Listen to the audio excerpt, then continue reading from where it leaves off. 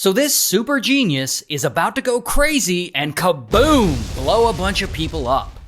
Now the guy's name is Ted, and Ted is 25 years old, and like I said, he's a genius, working as an assistant professor at the University of California. And he's a really smart dude. However, Ted has a problem. He doesn't like being around people, because who does? He also hates technology and thinks it's taking away real freedom from people.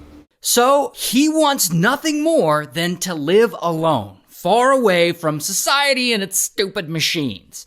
So one day in 1969, he quits his university job and he moves back to Chicago to live with his parents. And there, he mostly keeps to himself in his bedroom, spending hours writing letters to newspapers, magazines, and public figures, ranting about everything he believes in, how motorcycles and snowmobiles create noise pollution, and how advertisers manipulate people to buy things that they don't really need. I guess he just feels good letting it all out. But here's what really sucks for Ted. His parents keep pressuring him to get a job. But Ted doesn't want a job. He just wants to be left alone. So after about 2 years, he decides to move out of his parents' place and he buys a 1.4 acre piece of land in Lincoln, Montana. And there he builds himself a cabin to live in. No electricity, no running water, no heat, no technology, just how he likes it. And so living in this cabin, he grows a garden, he hunts for food, and he lives off whatever he can from nature or, from his parents. And it's peaceful there, it's quiet, it's exactly what he wants. But then, over the years, the worst thing happens to Ted. Society starts moving in. Sawmills are cutting down trees near the place, planes start flying overhead, new roads are built right through the woods, motorcycles keep roaring by. Even worse, more people start living in the area.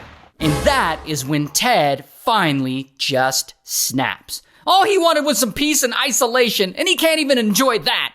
And so he decides to fight back. And he starts setting booby traps on the motorcycle trails, he wrecks multiple cabins, he dumps sand into the machines at the sawmill, he pours sugar into the snowmobile gas tanks, he sets logging equipment on fire.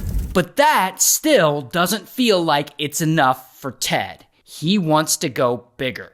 So he comes up with a wild plan to make bombs and send them to people who he believes represent the system he hates so much. Basically, university professors and airline employees and anyone related to technology. And by 1978, he finds his first victim, an engineering professor at Northwestern University. And so Ted builds a bomb, and he hides it in a package, and he leaves it in a parking lot with the professor's return address on it.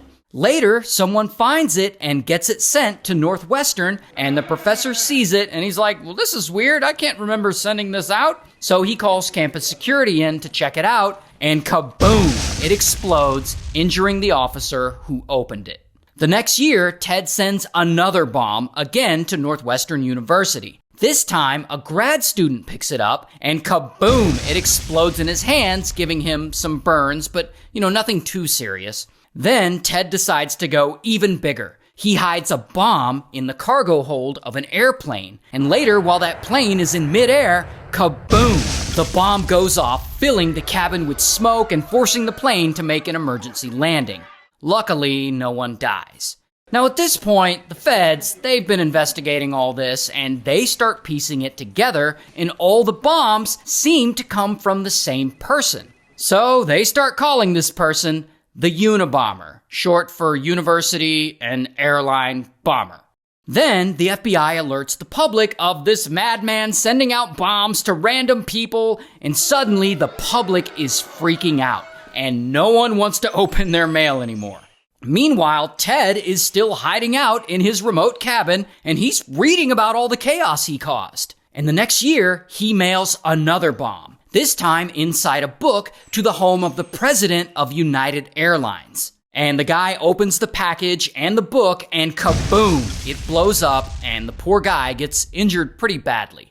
2 years after that, he mails another bomb to a professor at Vanderbilt University. That professor's secretary opens it, and kaboom, she's injured. Then he sends 2 more bombs to his former workplace, the University of California, Berkeley, and kaboom, 2 more people are injured. Then he sends another to a professor in Michigan, and kaboom, both the professor and his secretary get hurt. I mean, you get the point. He's blowing up a lot of people. But here's where the story gets even darker. With each attack over the years, Ted, he's gotten better and better at building bombs. And because of that, they've become more advanced, more precise, and deadlier. And up to this point, all his bombs have only injured people, not killed them. But that's until one day in 1985. He mails one to a computer rental store in California. And then the store owner finds a package in the parking lot, he picks it up, and kaboom, it explodes, killing him instantly. 2 years later, Ted travels to Utah, and he plants a bomb outside another computer store, and the owner then goes to pick it up, and kaboom, it explodes, and it doesn't kill him, but he's seriously injured. However, this time, someone actually saw Ted. A woman spotted him dropping off the package, and later she helps the police make a composite sketch of him, and that sketch is then published in newspapers and magazines all across the country. And Ted, he sees this, and he knows they're onto him, and he's like, oh shit! And he disappears, goes off the grid, and he doesn't bomb anyone for a while. But 6 years later, it's now 1993, and he gets right back in the game, and he starts sending more bombs. One to a geneticist. 2 days later, another bomb goes off at Yale University, injuring a professor. A year later, he sends one to an advertising executive, and kaboom, straight up kills him. Then another to a timber industry boss, which instantly kills him too. And at this point, Ted's been bombing people like this for over 17 years. He's injured more than 24 people. He's killed 3 people. Now the FBI, they're working hard to catch him. But, they don't really have much because Ted's a really smart guy and he's not about to let himself get caught. And by 1995, I guess bro is starting to feel unstoppable. And it just seems like they're never going to catch him and he's just going to keep terrorizing people across the US for as long as he can. Until... Here's the thing. Most people have no idea why Ted's doing any of this. They just think he's some crazy person randomly mailing bombs for fun. And Ted, he hates that. He wants people to know that there's a motive behind it, at least in his head. And so he decides to explain himself. And he writes a 35,000-word manifesto about how industrial society is destroying humanity and how there needs to be a revolution against technology and all that stuff. Then he sends it to the New York Times and the Washington Post, and he threatens to keep bombing people unless they publish it. And so they do. They publish it, and the manifesto goes public. And suddenly, everyone is reading the words of the man who's been terrorizing the country for years.